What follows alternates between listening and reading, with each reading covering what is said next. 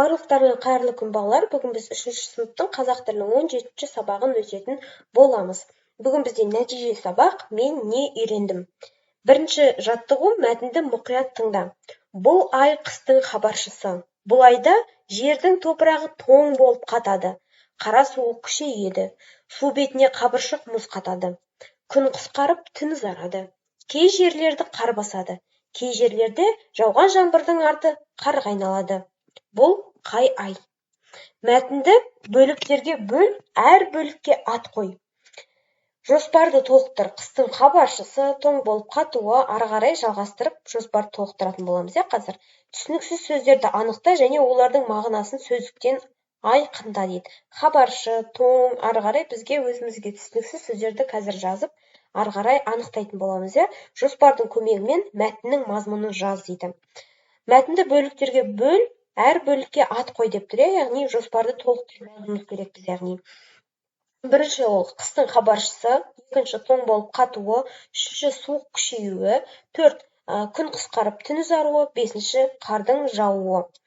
Және де келесі бізге түсініксіз сөздерді жазып, олардың түсіндірмесін жазуымыз керекпіз. Хабаршы дегеніміз ол хабар жеткізуші, тоң дегеніміз суықтан топырақтың қатып қалуы, қара суық, қатты суық, қабыршық мұз деген ол жердің бетіндегі мындай кішкентай ғана жұқа мұз екен. Енді келесі бізде жоспардың көмегімен мәтіннің мазмұнын жаз деп тұр. Бұл ай қыстың хабаршысы, жердегі топырақ тоң болып қататын ай. Қара суық күшейе бастайды.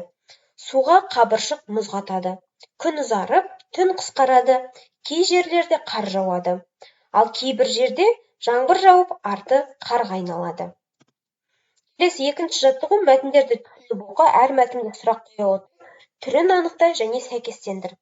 Лашын қазіргі кезде сирек кездеседі. Табиғатта саны азайып бара жатқан құстардың қатарында. Сондықтан ол біздің елімізде қорғауға алынған. Ол кім? Бұл не кітабынан? Балалар, бұл бізде пайымдау мәтін екен. Келесі, лашын сұңқар тұқымдасына жататын жыртқыш құс. Лашынның ту сұрты көк сұр немесе қара сұр, ал алқымы ақ сұрлау болып келеді. Көзі дөп-дөңгелек қап-қара, қанаты ұзын және сүйір, саусақтары салалы. Ол кім? Бұл не кітабынан болды? Балалар, бұл бізде сипаттау мәтіні, яғни лашынды сипаттап тұр екен. Мен лашынды хайуанаттар бағынан кездестірдім. Ол ұясында отырды. Ол бізден қорыққан жоқ. Бұл бізде әңгімелеу мәтініне жатады екен, балалар.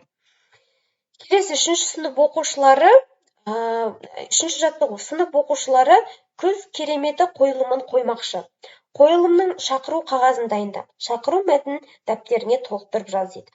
Балалар, мына жерде көріп тұрғандарыңдай бізге жаңағындай шақыру мәтіні берілген, яғни шақыру қағазы берілген. Соны бізге ары қарай толықтырып жазуымыз керек біз дәптерімізге. Құрметті ата-аналар, сіздерді үстіміздегі жылдың 10-шы қазанында болатын күз кереметі қойылымына шақырамыз. Қойылым сағат 11:00-де мектептің акт залында өтетін болады. Сіздерді күтеміз, 3-ші сынып оқушылары. Осымен балалар, біздің бүгінгі сабағымыз аяқталды. Нәтиже сабақ түсінікті болды деген ойдамын барлықтарыңызға. Барлықтарыңызға қайырлы күн, сау болыңыздар.